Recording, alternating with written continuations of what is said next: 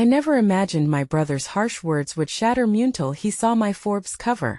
I will never forget the day everything fell apart. The fluorescent lights buzzed overhead, bathing the room in a cold glow as I held the magazine in my trembling hands. A perfect smile graced my face, but inside chaos churned. How could something that promised glory also feel so suffocating? The moment he stepped in, I knew. His eyes narrowed, confusion twisting into disgust as he scanned the glossy page. Andrew used to be my rock. My big brother, the one who cheered when I triumphed in art contests, who stood by me in the storm of high school horror. But this time the silence screamed louder than words. It was a betrayal crystal clear. His shoulders tensed. My heart sank.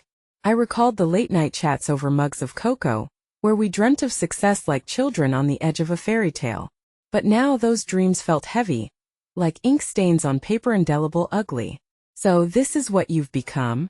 He finally spat, the venom sharp enough to slice through my hopes. I could feel tears prick the corners of my eyes, threatening to fall like a torrential downpour. You've lost yourself. What had I lost?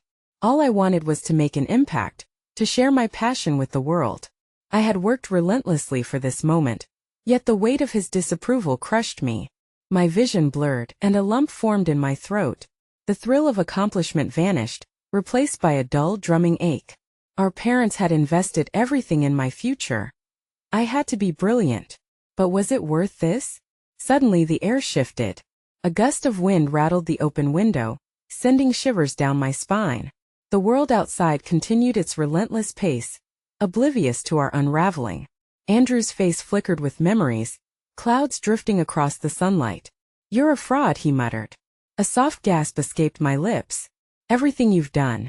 It's just for show. Those words echoed like an unforgiving drumbeat. Had I become a stranger to him? Every glance from him felt like daggers, each accusation tightening the knot of despair in my chest. My hands trembled as I clutched the magazine, a symbol of everything I had worked for, now turned into a weapon against me.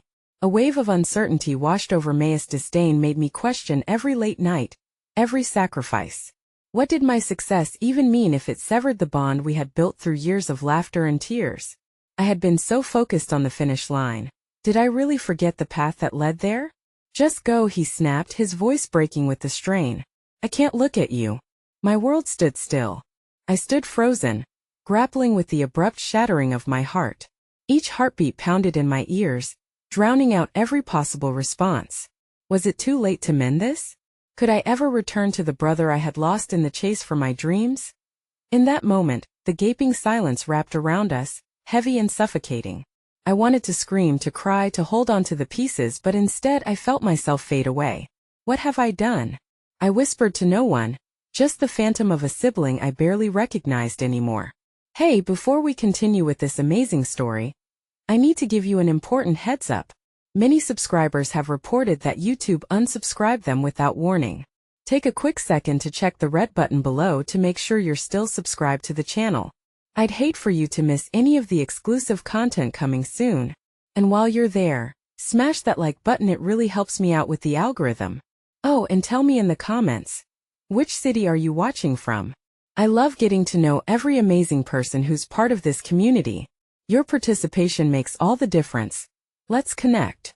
The following days passed in a surreal haze. I wandered through my life as though I were a ghost, haunting the corners of my own success. The magazine lay discarded in my apartment, a relic of a moment I once cherished, now stripped of its luster. Each time I caught a glimpse of it, an ache prickled at my chest, a squeeze that left me gasping for air. Or did I? In the aftermath of our confrontation, Andrew avoided me like the plague. The once comfortable space we shared turned hostile, filled with unspoken words that hung heavy between us.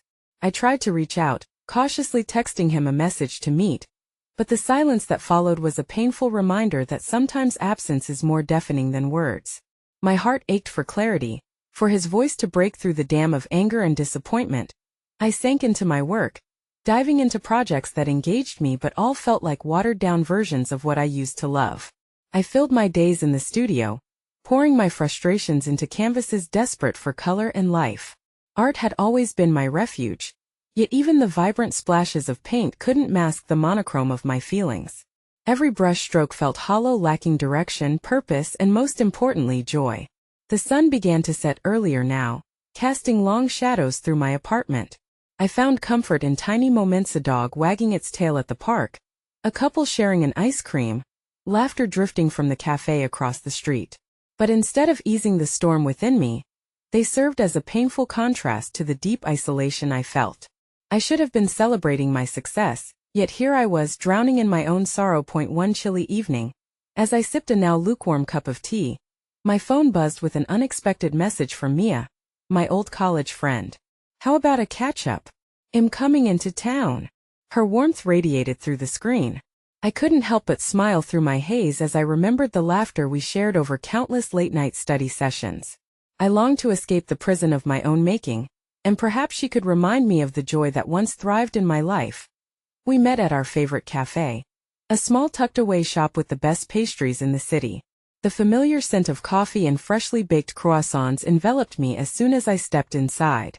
Mia was there, animated and bright, her hair falling in waves around her shoulders. For a moment, just a fleeting moment, I felt the weight lift off my shoulders. But as she asked about my recent cover and my life since, I felt the familiar twisting in my stomach. "Is everything okay? You seem different," she said, her voice tentative yet probing. I hesitated, the truth a raw edge on my tongue. How could I explain the gaping rift between me and Andrew? The fear that my dreams were the very nightmare that had severed my happiness. Instead, I smiled, deflecting moments of vulnerability. "Everything's great. Just busy, you know?" I managed, but the look in Mia's eyes told me she didn't believe me. "Well, if you ever need to talk," she started, but I swiftly changed the subject to her own life, grateful for her kind distraction. As we spoke, gradually the walls I had built around myself began to lower slightly. For a brief stretch of time, I allowed laughter and camaraderie to envelop me. Yet, the liberated spirit didn't last long. That evening as I returned home, the stark silence of my apartment rushed back, the weight returning to my chest. Beneath the fading glow of the streetlights outside my window, my phone buzzed again, this time with a photo alert. It was from Andrew. My heart raced at the thought, but when I clicked on the notification, the exhilaration turned into confusion. It was a picture, one I recognized all too well. Our childhood treehouse, dusk filtering through the leaves, illuminated by Christmas lights we had strung up that winter. I could almost hear our laughter echoing in the background. My heart lurched as emotions flared: nostalgia, longing, heartache. Beneath the image, a single message: "Can we talk?" In that moment, my world teetered on the edge of hope and despair. Was this a chance to begin mending what had been shattered, or a prelude to deeper wounds? The answer was shrouded in uncertainty, but once again, I was reminded that the path to healing often began with a simple conversation. And just as quickly as that flicker of hope ignited, the fear of what Andrew might say loomed, creating a storm of trepidation within. In the heart of turmoil, I found myself on the edge of my greatest fear. Would this be a step toward reconciliation, or the moment that sealed our fates apart forever? The following afternoon, the anticipation filled my chest like a tightly wound spring, each minute that passed stretching the tension beyond what felt bearable. I stared at my phone, the faint light of the screen illuminating the photo of the treehouse, as if it were a beacon in the fog of my confusion. I wanted to reply immediately, to dissolve the ache with a single word: yes. But uncertainty clung to me, heavy and cold. What if this discussion unmasked everything I had buried? The pain of our confrontation flickered like a flame waiting to engulf me. I paced my living room, whispering imaginary dialogues, rehearsing responses to questions that hadn't yet formed. Finally, my finger hovered over the keyboard. "Okay. Where?" I hesitated, heart pounding as my mind summoned up memories of our childhood. The laughter, the secrets shared, the fierce bond that once tied us together. He replied quickly, suggesting a nearby park, a place steeped in our shared history, where we had plotted adventures in those formative years. I wanted to remember us as we were, but dread intertwined with hope in a cruel game. How could I strip away the devastation of our fight just by walking through familiar paths adorned with the whispers of our happier selves? As I walked to the park, the crisp air bit at my cheeks, each breath a reminder of how close I was to facing everything I feared. Memories of Andrew's face twisted in anger raced through my mind. He had always been my confident brother, The one who guarded my insecurities fiercely one moment and criticized ruthlessly the next. The duality of our bond had finally shattered my resolve.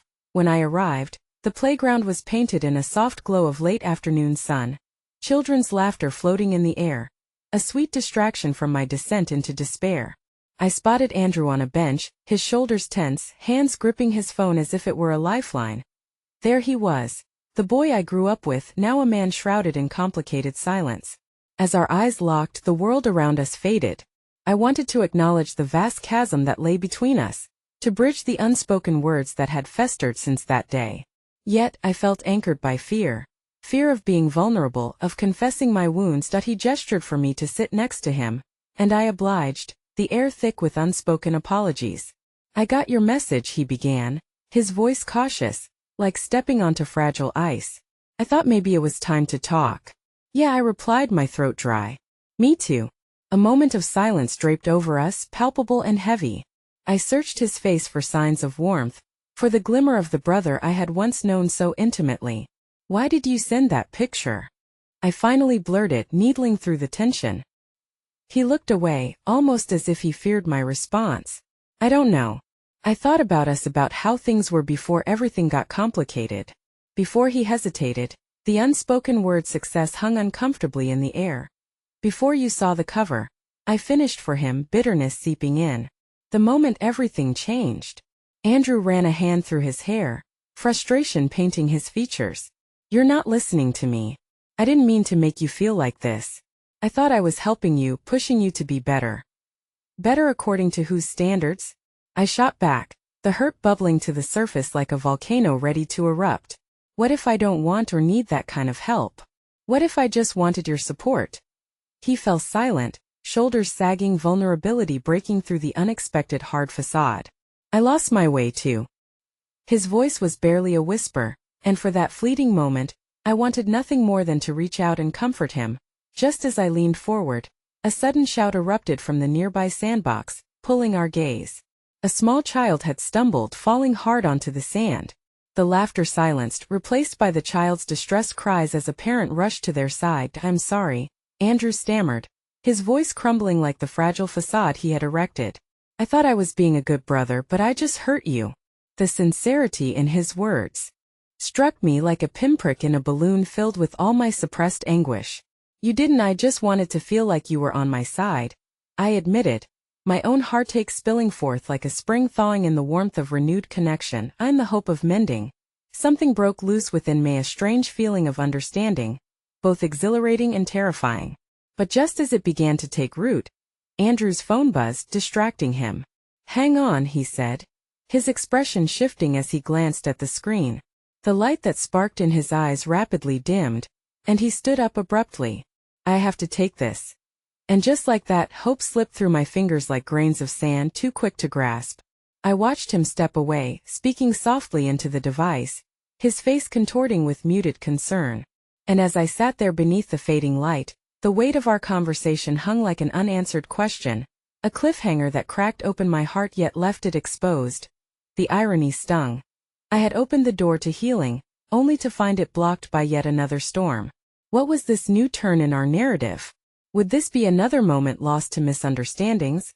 Or the beginning of a reconciliation we both desperately needed? The sun dipped lower on the horizon, bathing the park in an amber glow that felt too serene for the tempest swirling within me. Andrew's silhouette receded as he paced farther away, lost in what seemed like another world, leaving me cocooned in a fragile silence. My hands trembled slightly in my lap, the remnants of our fragile exchange lingering in the air like the scent of rain before a storm. Children continued to play, shrill laughter ringing out, unaware of the fragility that surrounded me. Each shriek felt like a knife, cutting deeper as the muffled conversation swirled around me, their joy battering against my heavy heart. I yearned for that carefree innocence, for days when my biggest worry was climbing to the highest branch of the treehouse or convincing Andrew to let me join in his games. That I caught sight of Andrew through a veil of branches, his back turned, absorbed in whatever crisis awaited him on the other end of the line. A part of me wanted to surge forward, to press against his back and remind him we were still family. But memories of our last contentious words weighed heavy like lead, reminding me how easily our bond had frayed. Another child, older than most, hurried past me, a crumpled paper in hand. "Look, I drew a picture of a dinosaur." She beamed, showing it to her mother. The brightness in her eyes twinkled like lost stars, and I felt a warmth ignite deep in my chest.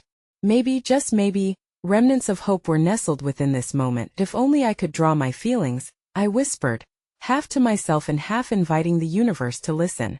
I had long since let my creativity dull under the weight of expectation of Andrew's expectations, of my own shattered dreams. At that moment the thought clashed with my despair, and I wished for a brush, a canvas to splash the chaos swirling within me as I remained lost in reverie. A woman approached cautiously as if sensing my contemplation. "Excuse me," she said, her voice gentle. "I noticed you seemed a bit lost in thought." I offered her a tentative smile, drawn by her soft demeanor. "Just reflecting," I admitted. She nodded knowingly, the lines around her eyes revealing a story of her own. "It's a beautiful park, isn't it? It's easy to get lost in memories here. I often come here to remember my own kids when they were younger." There was a gravity in her tone, resilient and warm, and I felt the cracks in my heart begin to mend. Even if only slightly, they used to play here all the time. I would sit on that bench, she gestured toward a far-off seat, and watch them chase each other. Laughter echoing for miles. I wanted to tell her of my own laughter, my own childhood memories. "I grew up here," I finally confessed. "But the words fell flat. Things got complicated, they often do." She offered a soft smile. "But the beauty is in how we navigate them. It's human to struggle, to fight against what pulls on us. What matters most is finding a way back." Her words lingered long after she walked away, like the aftertaste of something sweet amidst the bitterness. Navigating struggles, it was daunting to think that the process itself could be beautiful. It made me wonder if it was possible for Andrew and me to do just that. As I glanced back to where I had left him, apprehension rippled through me. He remained distant, phone still pressed to his ear. I could feel the gravitational pull towards him, yet I remained seated as if waiting for some divine intervention to buoy my courage. Suddenly, Andrew hung up, and something in urgency flashed across his features. He turned sharply, scanning the park until his gaze locked onto me. Driven by something I couldn't pinpoint, I rose instinctively, my heart merging anticipation with dread. But before I could move closer, I noticed a flicker of movement behind him. A figure emerged from the shadows of the tree line, a man in a dark jacket, face obscured by a hood. Something about the way he approached sent alarm bells ringing in my head. He was too purposeful, too intent. "Andrew," I called out, my voice edged with panic. But was it my words that carried urgency, or was it something more instinctual that led me to warn him? Time slowed as the man made his way toward Andrew, who looked up in surprise, the phone slipping from his hand and clattering to the ground. My heart raced, a different kind of fear gripping at my throat. "Turn around," I gasped, my voice catching as I stepped forward against my instinct. But Andrew didn't hear me. He was caught in a moment of confusion, the warm serenity of the park now replaced with a gathering storm. "Who are you?" Andrew demanded, the steely edge of intimidation creeping into his voice. But there was something else, a flicker of recognition. I took another step forward, my breath quickening, pain and dread crashing against me like ocean waves. My brother needed me, and a part of me knew this was far more significant than our argument. The confrontation was charged, each passing second thickening the air around us until it teetered on the brink of chaos. Hope and fear collided, and I dared to believe that even in this darkness, our family could find its way back together. But as the mystery man stepped closer, I couldn't shake the nagging sense that this would shatter my hope once again. Everything I believed was about to change, and the shadows danced ominously around us, ready to swallow us whole. The moment stretched unnaturally, a taut string ready to snap. Andrew stood there, fists clenched at his sides, his brows furrowing as he faced the man whose expression remained shrouded in shadow. Every breath I took sharpened with worry, my pulse pounding in rhythm with my escalating fear. "Get away from him," I shouted, my voice pushing past the terror clawing at my throat. I didn't care how foolish I sounded, it was a reflex to protect Andrew, even when just days ago we were strangers sharing the same blood but worlds apart. The man took another step forward, his face still obscured. "Andrew," he said, his voice low and gravelly, reverberating with an unsettling familiarity. "We need to talk." Andrew shifted, glancing at me as if gauging the risk against the urgency of the unknown. "I don't know you," he replied, his tone firm, but beneath it, a shiver of doubt lingered, threading the air with apprehension. "Sometimes we don't have to know each other to understand how far we've wandered," the stranger replied cryptically, and an involuntary shudder ran down my spine. Who was this man? My heart soared and plummeted in equal measure, a stranger or a harbinger of truths best left undiscovered. As I took another step toward them, resolute in my mission to protect Andrew, something unexpected snapped inside me. I wasn't just channeling anger or fear. I was awakening a fierceness that had been dormant too long. "You need to leave him alone," I shouted, my voice rising above the lingering laughter of children, the shimmers of hope now dulled by the shadows. The man stopped, surprise flickering briefly in his eyes. "Listen, I'm not here to hurt him. I can help both of you if you let me." Andrew's eyes flicked between the man and me, confusion wrinkling his brow. "What do you mean help?" His question was cautious, which made my heart race, the slightest crack in his fortress providing a glimmer of possibility. "Help with everything you've both been hiding from. The truth." He stepped forward slightly, and I instinctively placed myself between them, my heart echoing in sync with the rustle of leaves surrounding us. "Fiona, it's okay," Andrew finally said, and I could sense the fatigue in his voice and exhaustion from carrying burdens he had yet to share. "No, it's not okay," I snapped back without meaning to. "You don't know him. You don't know what he has taken from you." The man hesitated for just a heartbeat, and in that moment, I saw another flicker within Andrew's demeanor. Anger, defiance, and the vulnerability that came with being cornered began swirling around us. "What are you talking about?" he challenged, vulnerability woven tightly with the strength I had always admired, but was now overshadowed by disbelief. "What truth?" A heaviness descended around us, a storm moving in fast, punctuated by an electric air that promised change. "Your family is caught up in something you cannot escape alone," the man said quietly, his eyes finally catching the dim light in a way that made him seem almost human. "We all have our burdens, Andrew, and yours are about to catch up to you if you don't confront them now." Silence swelled, laden with questions unasked and answers withheld. I fought to keep the panic at bay, the air growing thick with the unspoken weight of our tangled histories. Would I allow this stranger to usher in further unraveling? Another child ran by, a whirlwind of laughter, and for just a moment, I let myself wish for that kind of innocence again. "What do you want from us?" I finally asked, voice softening as the impact of the man's words began sinking in. He took a breath, steeling himself, and for the first time, the shadows retreated slightly, revealing a fragile humanity hidden beneath the surface of his intense demeanor. "I'm here to inform you that your father, he isn't who you think he is," he said, his voice void of accusation yet heavy with revelation. A gasp escaped from my lips as shock splintered through my chest. I looked at Andrew, whose eyes had widened in disbelief. The world around us faded, the sun dipping lower, casting elongated shadows that trembled with the harbingers of truth. "What do you mean?" Andrew's voice faltered, his defensive wall cracking, exposing a crack down the center where fear gripped tightly. "What do you know about him?" But the man didn't answer. Instead, he turned abruptly, and I felt my heart clench with despair. "Look, meet me tomorrow at the old barn at the edge of town if you want answers. You cannot outrun this." He said it as if delivering a death sentence to a past we had only just begun to accept. "Wait," I called out, desperate, watching him dissolve into the trees like the remnants of a dream. "What do you mean by that?" But the only reply was the rustle of leaves, and the realization that our lives hinged on a fragile precipice. "Fiona," Andrew said, his voice hollow. I turned to him, my insides churning as the pieces began to fall into place. "Did you know?" I asked, suspicion creeping into my voice. His eyes were stormy, a tempest raging within. "Too didn't want to believe it," he admitted, anguish threading through his expression as if he had bared his soul. "I just wanted us to be normal again." We stood there, the tension thickening between us, twin souls caught in the tumult of yesterday, afraid to confront what tomorrow might bring. And as I searched his eyes for something to anchor tow a bridge over this chasm that was widening with each revelation, the sky darkened above us, mirroring the tempest left unaddressed in our hearts. The emotional storm brewing was only just beginning, and we were poised at its edge, caught in a whirlpool of uncertainty, unresolved pain, and uncharted truths. In a whisper of dread we both realized. The past was crawling back to claim us, and tomorrow couldn't hold the answers. It would only amplify the questions we were far too fearful to ask. The silence that enveloped us felt suffocating. A weight I could almost physically feel pressing down on my chest.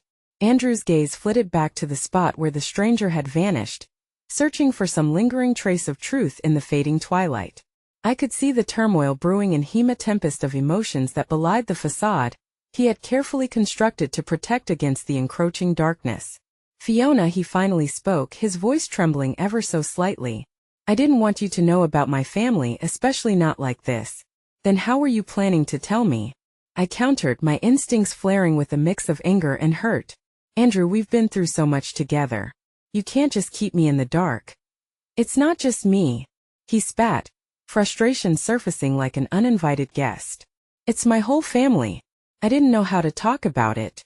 I didn't want to drag you into my mess. I clenched my fists, a fight-or-flight response surging through me. "Is that why you've been so distant? I thought we were building something real, Andrew, yet it feels like you were only teetering on the edge of truth this whole time." A moment of stillness hung between us, our breaths mingling with the fading light around us. "I was scared," he admitted, vulnerability breaking through the anger. "Scared you'd see me as broken or flawed." His voice trailed off as he rubbed the back of his neck, frustration dissipating into palpable sadness. "I would never think that. You're not alone in this." I reached out, hoping to bridge the chasm that could swallow us whole if we let it. "But we need each other, especially now with whatever that man said looming over us." Andrew looked at me, desperation flickering like candlelight in the dark. "Then what do we do?" A flurry of unanswered questions whirled in my mind, but I steadied myself. "We show up tomorrow. We face this together." He hesitated, searching my eyes for the strength I hoped lay hidden there. "What if it's worse than we think? What if he then we'll find out together?" I assured him, drawing a breath to steady my own shaking resolve. "Just like we've done before."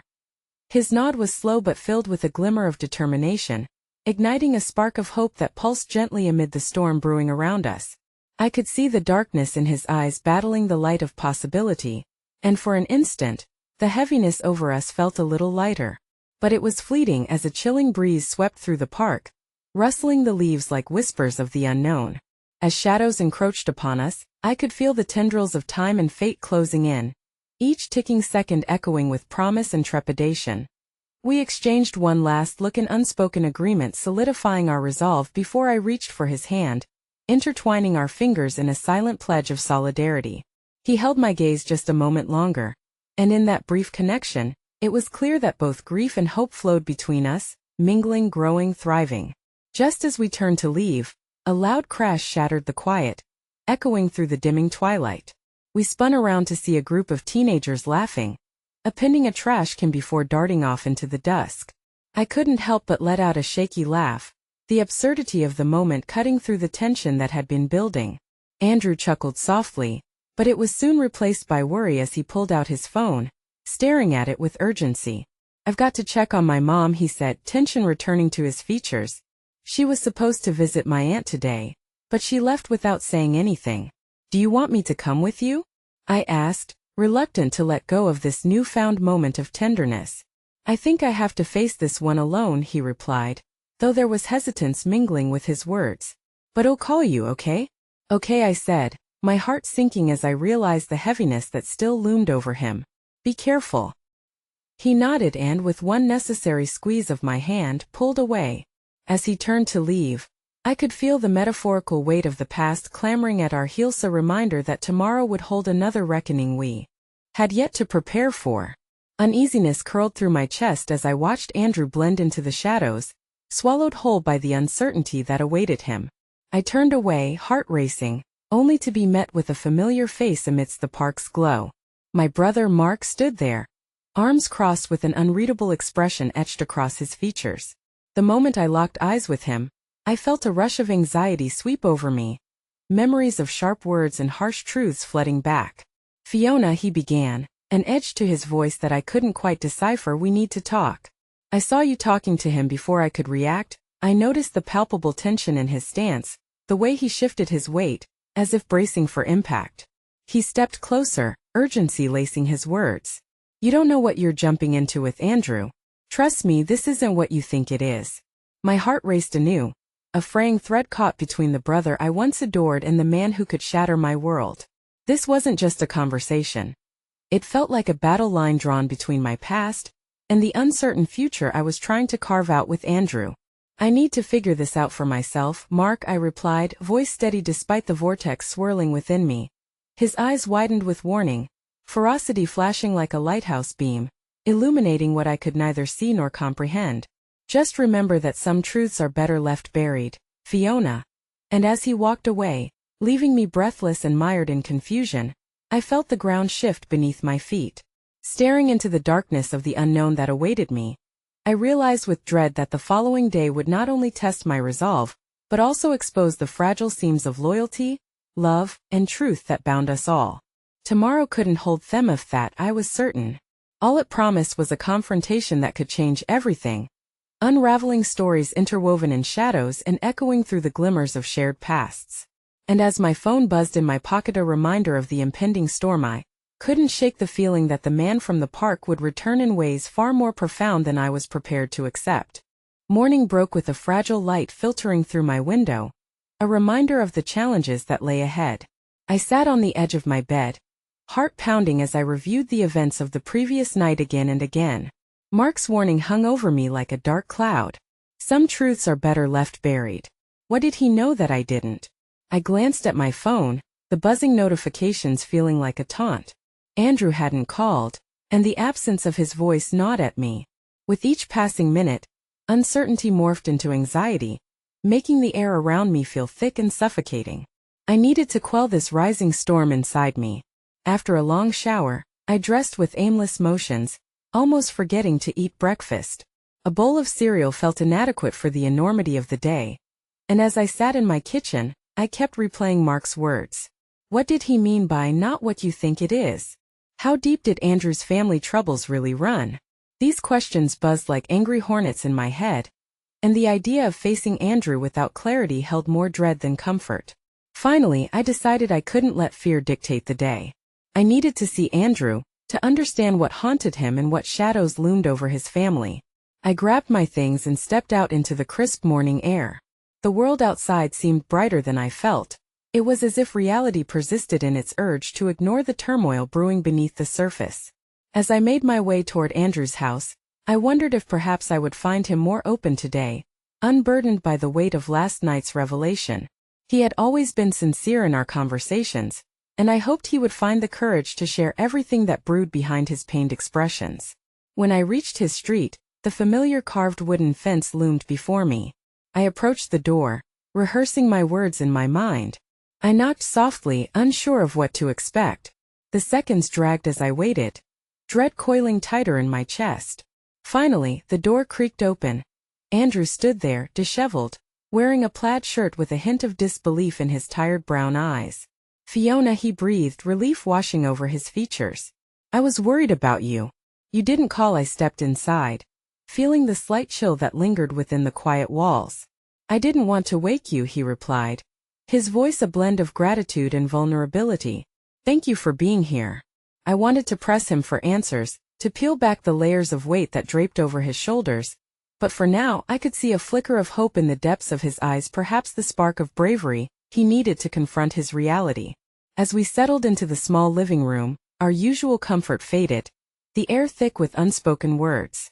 I took a deep breath, ready to navigate this uncertain territory. What did you find out about your mom?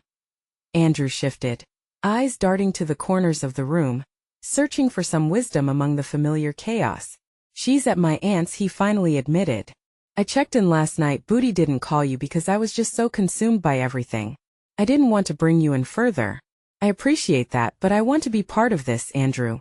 You don't have to carry all this alone. I spoke, soft yet firm. That he looked at me, eyebrows furrowing before he leaned forward, resting his chin on an intertwined hand. There's more than just the family issues. It's what that man said last night. I can't shake it. I thought I could confront things alone, but I can see now that I suddenly. The doorbell rang, interrupting our moment with a sharp jolt of tension. I exchanged looks with Andrew, both of us caught in a web of uncertainty. Who could it be? Stay here, he urged, rising from his seat as I nodded, my heart racing at the potential interruption. As he stepped to the door, I strained to hear the muffled voices outside. The air crackled with anxiety, the walls of the cozy setting feeling suddenly insurmountable. Andrew, I heard a voice call from outside. A voice I recognized all too well. Panic rose up within me as Andrew quickly opened the door, revealing a tall man with dark hair and a serious expression. Jackson, Andrew's estranged brother. I had heard whispers and rumors, but I didn't expect this reunion to unfold at such a critical moment. Why are you here? Andrew asked, his voice sharp with surprise. I came to return something, Jackson replied, his tone grim, but his eyes flickered toward me for a split-second, judgment and recognition mingling within that brief glance. We need to talk. The moment hung electric with tension, and I could feel the words hanging in the air like unspoken accusations, waiting to explode. Andrew's gaze darted to me, then back to his brother, and in that instant I realized just how fragile everything felt. Fighting instinct screamed for me to retreat, yet I couldn't, because as I watched Andrew's expression flicker between anger and confusion, gripping the doorknob like a lifeline, I knew that this encounter could redefine everything we had tried to build. What truths would spill from their conversation? Would they pull Andrew further into the shadows, or could they finally illuminate the darkness? As Andrew stood in the doorway, silhouetted against the morning light, a distant tremor echoed through my chest. Whatever happened next wouldn't simply disrupt our fragile peace. It would carve new paths for all of us. The choices we made today would ripple endlessly, leading us deeper into a labyrinth from which we might never emerge, lost in the wreckage of fleeting hope and relentless truth. The air in the room shifted, thick with unease, as I squeezed my eyes shut for a brief moment, grounding myself in the reality that was unfolding before us. Andrew's breath hitched as he processed Jackson's presence, the weight of unsaid things so immense that I felt like I was witnessing the collapse of the foundation upon which they had built their relationship. What do you mean we need to talk? Andrew said slowly, his voice quaking under layers of suppressed emotion. I could see his fists clenching at his sides, the tension palpable. It felt as if all the air had been sucked out of the space, leaving only the storm of history and resentment that permeated between them. Jackson stepped forward, his dark brows furrowing together. You know what I mean. You've been avoiding me since the day Mom left. You can't just pretend everything is fine. The accusation hung heavy and sharp, slicing through the pretense of calm we had set up in the room. I didn't want anything to do with you after what happened. Andrew shot back, anger flaring like a fire ignited in an open field. I sensed that Jackson's arrival was pulling Andrew into a vortex of unresolved trauma that he wasn't ready for. Maybe you should have thought about that before you shut me out, Jackson replied, his voice raising an octave higher, a bitter taint shadowing his every word. Mom needs us, but you're too busy playing house with your girlfriend. He gestured vaguely at me, his dark gaze piercing, as if he were trying to drive a wedge between us. I debated whether to interject, but the fragile balance of our sanctuary teetered dangerously on the edge of collapse, and I feared that any movement from me might send it crashing down. I stayed silent, instead squeezing my hands together for support. They're not just my family issues, they're ours. Andrew barked, his frustration bubbling over. You think it's easy for me? You think I wanted to be the one to take on all this? Maybe if you'd had my back instead of running away from everything. The word everything echoed in the room, reverberating through the silence that followed. What disaster lay beneath their shared past? I could sense the desperation rising in Andrew, a deep-rooted need to bridge the chasm created by Jackson's choices, and yet it all felt impossibly out of reach. Stop pretending to care, Jackson countered, his voice low but sharp, and I felt the gut punch of his words. You're afraid of what he'll say because you know there's truth in it. You can't run from our family, Andrew. You can't hide behind some fantasy. Don't call her that, Andrew shot back, his tone fierce, but I could see the fracture forming in his resolve. When he mentioned fantasy, I realized he was grappling with an internal struggle that extended beyond me and Jackson. It was his fear of the impending confrontation with the damaged pieces of his family, the truth that lay obscured beneath layers of hurt and suffering. I stepped slightly forward, uncertain but compelled to diffuse the heated energy. Andrew, you're not alone in this, I said softly, hoping to create a tether that would pull him back from the precipice of anger. Whatever you decide to do, I'm here for you. For a fleeting moment, Andrew's gaze softened in my direction, a glimmer of understanding passing between us. But immediately after, it vanished as if it had never been. Jackson's eyes flickered with disdain, and I could sense the palpable rejection of my presence. I couldn't shake the feeling that whichever direction this conversation took could unravel everything. Before Andrew could respond, Jackson continued unabated, "Have you even thought about what Mom is going through? It's bigger than you. We have to face it together. You can't just wish it away." "Together?" Andrew scoffed, the sharpness of his tone cutting through the air. "You left. You abandoned us. You don't get to come back and act like the responsible one now. It's not how this works. That I had my reasons." Jackson's voice rose, echoing off the walls with a desperate edge, but at that moment, I noticed something unusual in his expression: an internal battle, raging just beneath the surface. "What reason could possibly justify leaving your family when they needed you most?" Andrew challenged, his voice now trembling with the weight of old wounds. The door stood half open, the world outside bustling with life that felt so foreign and distant compared to the storm brewing inside this small living room. With every word Jack and Andrew exchanged, I felt the ground beneath my feet shifting, and for the first time, it struck me just how deeply entwined their struggles were with my own emotional journey. Their familial conflict was not my battle, but it threatened to redefine the path I thought we were navigating. Suddenly, Jackson's expression changed. The aggression ebbed away, replaced by a profound sadness that caught me off guard. I didn't want to leave. It's hard to explain, but he hesitated, glancing at the floor before looking back at Andrew. I thought about reaching out, but I was scared. I didn't know how. Before Andrew could respond, the tension shattered, replaced by a silence that hung heavily between them, pregnant with remorse and uncommunicated pain. I could feel my heart thumping in my chest, hanging on the precipice of words unsaid and revelations unshared. And just as I braced myself for either brother to take the first step toward healing, there was a loud crashing sound from the back of the house, cutting through the thick quiet like a knife. Andrew and Jackson jumped at the noise, momentarily uniting in shock, their eyes wide. "What was that?" I asked, dread pooling in my stomach as I looked around the room. "I don't know," Andrew replied, the fear fluttering up behind his bravado. He turned to Jackson, a flicker of something unidentifiable crossing his face. "Stay here." Before I could interject, Andrew moved toward the noise, his determination evident, but I could sense the uncertainty drumming heavily in his footsteps. Jackson hesitated, glancing at me as if seeking permission to follow. As the uncertainty threatened to swallow us whole, one question loomed hauntingly in my mind.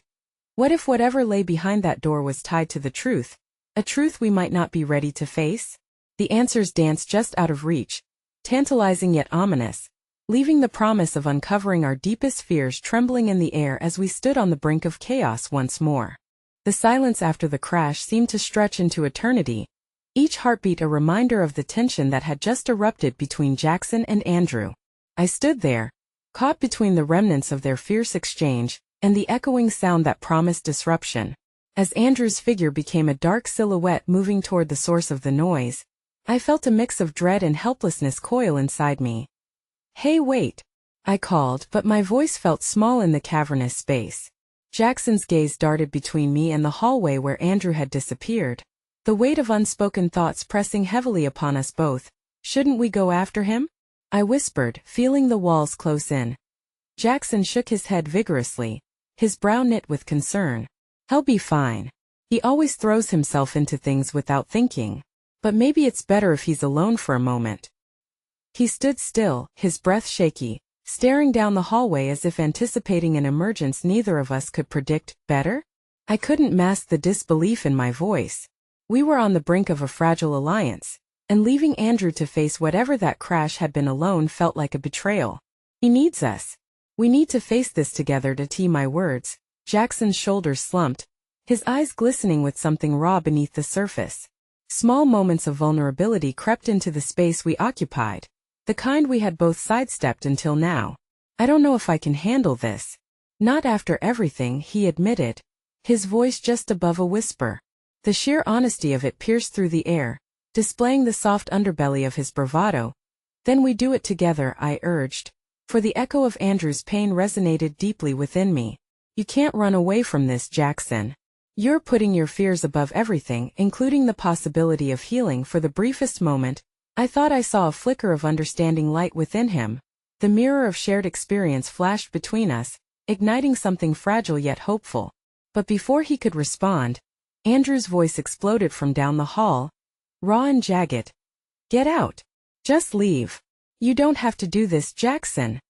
The anguish in Andrew's tone was both alarming and heart-wrenching, and it squashed any fleeting hope that had just begun to take root in my heart. Without thinking, I rushed toward the sound, Jackson hesitating just behind me, but I felt a pull stronger than the tethers of uncertainty.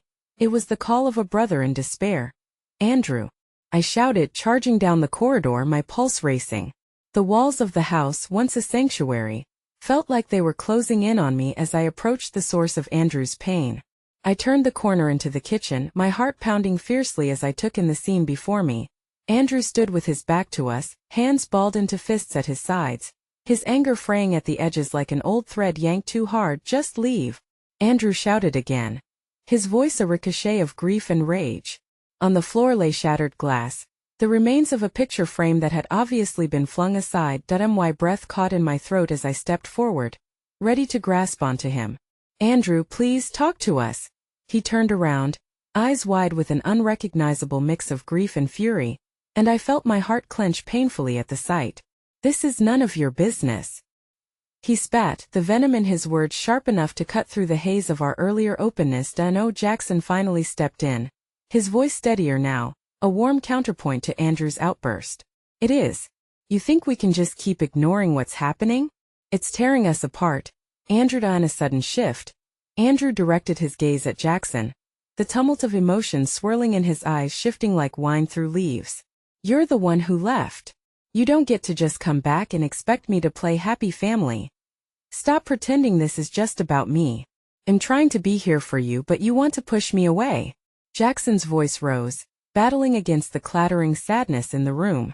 You might want to act tough, but we both know how shattered this family is. Their eyes met, crackling with the weight of unsaid words, the memories of their shared past hanging like a dark cloud. I felt the inadequacy of my presence, the urgent need to soothe yet another storm while standing in the eye of theirs.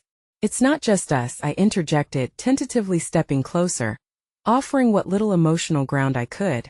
We can figure this out together. But first you have to let it out. You have to let us in. But instead, Andrew broke eye contact, his face twisting with an emotion I couldn't quite read. You don't understand, he said softly, his voice suddenly fragile. You have no idea what I've been carrying.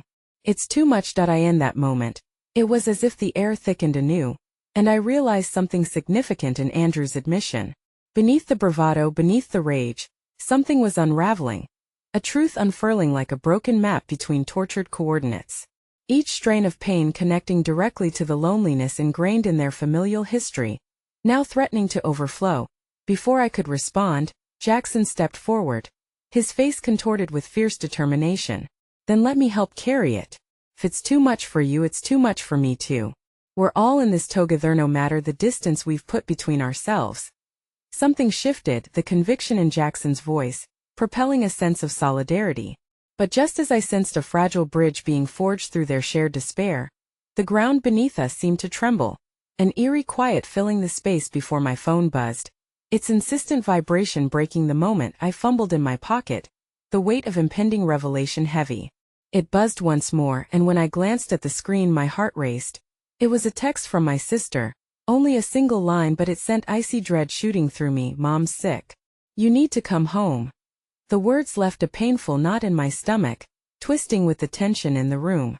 The world outside felt so distant, yet here I was standing on the precipice of entwined crises, bound by kinship and secrets, each moment threatening to fracture the illusions we had built. What other truths lurked just beyond the veil that separated us? The words flashed like neon signs in my mind, ciphers of truth that stopped me cold. I hardly had a chance to process them before I heard Andrew's voice, raw and quaking on the edge of the chaos that swirled in the room, a spiral pulling us into darker corners of reality. What do you mean your mom is sick? He asked, disbelief curling into his words. I barely had time to respond. My heart raced, a new fear lacing into the atmosphere as I realized the specter of fragility lurking around us. It wasn't just about Jackson or Andrew's untamed emotions anymore. This was about family, our family, and the love that threaded us tautly together. I barely noticed as Jackson's expression shifted, a storm of emotions playing across his features. "Fiona, what are you talking about? What happened?" Jackson seized onto my words, and I forced my thoughts into a coherent sentence, my voice trembling as I tried to bridge the chaos that threatened to engulf us. "My mom," I whispered, choking on the words. "She needs my help. We need to figure this out." Andrew's gaze softened, the veneer of anger momentarily stripped away. "I'm sorry I reacted the way I did," he said quietly, the vulnerability surfacing like an ember flickering back to life. "You're right. I've been suffocated by so much. And maybe I pushed everyone away because I thought it'd make things easier for you." It was the admission I had longed to hear, a stepping stone toward a healing I could barely compass. "I didn't mean to keep you both at arm's length," he continued, his eyes darting between Jackson and me, unmoored yet seeking grounding. "I've been so overwhelmed. I just wanted to protect you." Perhaps it was a fraternal instinct. Perhaps it was something deeper. But I could feel layers of uncertainty give way to the light that flickered in the honesty of his words. Jackson's anger fractured, revealing the quiet yearning beneath. "We need to be a family, Andrew," he said softly, reaching towards his brother. "Whatever is happening, we can't face it alone. I've made mistakes, I know. I've let fear drive me away, but I'm here now and I want to be here for you." An expanse opened between them, an invitation to mend what had been broken in the fragility of their shared history. "We need every hand we can get," I encouraged, my voice threading into the moment, inviting us all deeper into this journey of vulnerability. Andrew blinked rapidly, his defenses cracked by the twin tides of honesty we offered him. Slowly, he turned out, the words resting heavy in his heart. "What if I can't face it?" he asked, a tremor lingering in the depths of his gaze. "You already are." My voice barely rose above a whisper, but there was power rippling through it. "Every time you acknowledge your pain, you're facing it. It's a journey we walk together that requires strength we didn't know we had." At that moment, something important ignited between the three of us.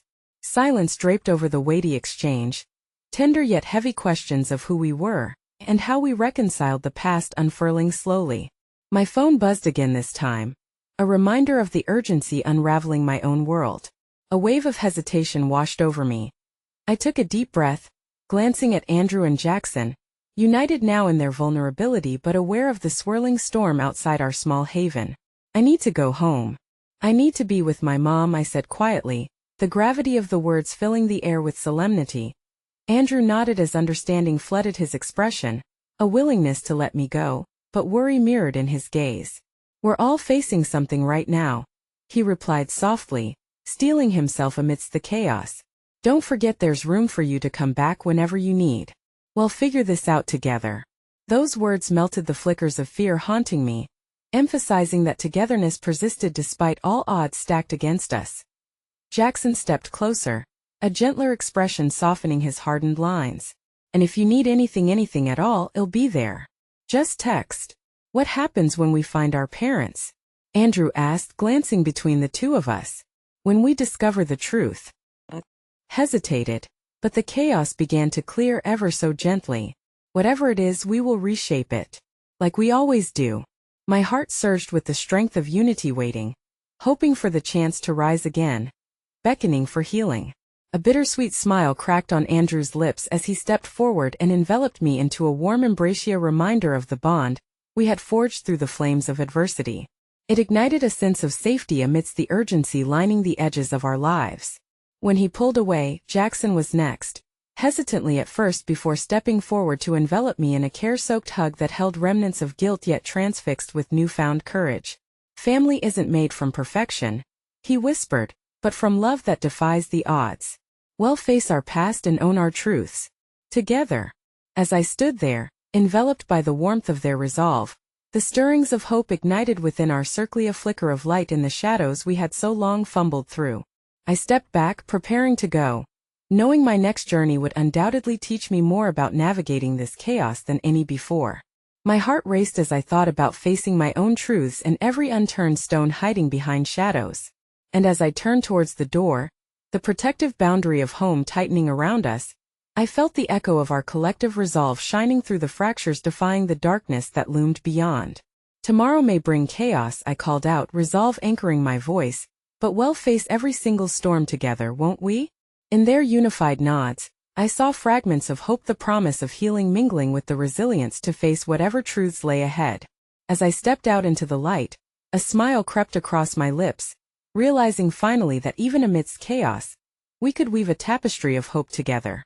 In moments of uncertainty, we choose to be brave, to fight for one another, not against the shadows but toward the light that awaited us. And together we would rise, leaving whispers of old fears behind us, embracing the truth that even fragile hearts could heal one step at a time. I took a breath, stepping into my tomorrow, knowing every journey led us further toward empathizing with the complexities of family and finding solace in unity's embrace. In the end, love curates a pathway through even the darkest of journeys, a beautiful reminder that sometimes, the heart's tenderest truths illuminate the beauty buried beneath the chaos. And with that, I whispered, we're in this together.